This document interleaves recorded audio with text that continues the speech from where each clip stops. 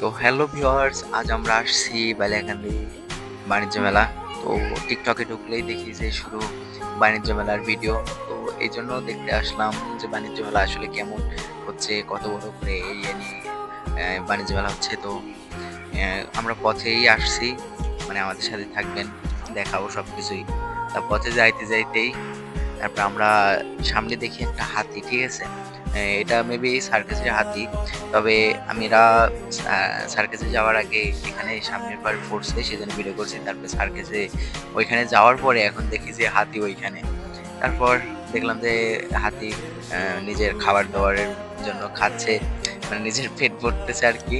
তারপর ওইখান থেকে আমরা ঘোরাঘুরি করলাম, হাতিকে দেখলাম কিভাবে খায়। আসলে আজ পর্যন্ত দেখিনি যে হাতি কিভাবে খায়, এই প্রথম ফার্স্ট সামনে হাতি খাচ্ছে সেরকম দেখলাম, ঠিক আছে?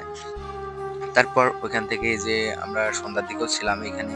তো সন্ধ্যার দিকের ভিউটা একটু দেখাচ্ছে আপনাদের। এই যে এটা হচ্ছে সার্কেস, মূল সার্কেস, বুলবুল সার্কেস আসছে। তো সার্কাসের নাম বুলবুল। ওইখানে হাতি বসেছিল, একটা শুনলাম। তো ওইখান থেকে চলে গেলাম, যে জাম্পিং আসছে এখানে, সুন্দর সবাই লাফালাফি করতেছে।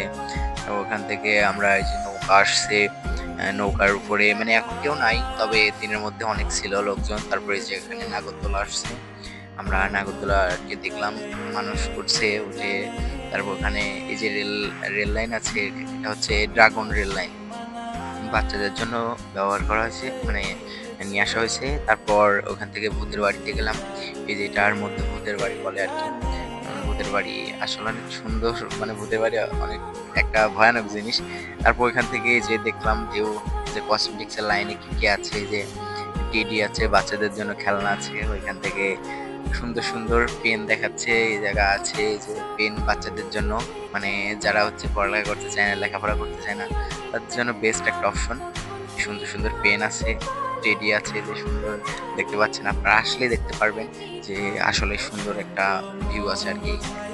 তারপর ওখান থেকে কসমেটিক্স এর লাইনে গেলাম, দেখা যাচ্ছে ব্যাগ ঝোলানো আছে অনেক, মেয়েদের জন্য অনেক সরঞ্জামই আছে। মেয়েরা অনেক কেনাকাটা করতে পারবে এখানে।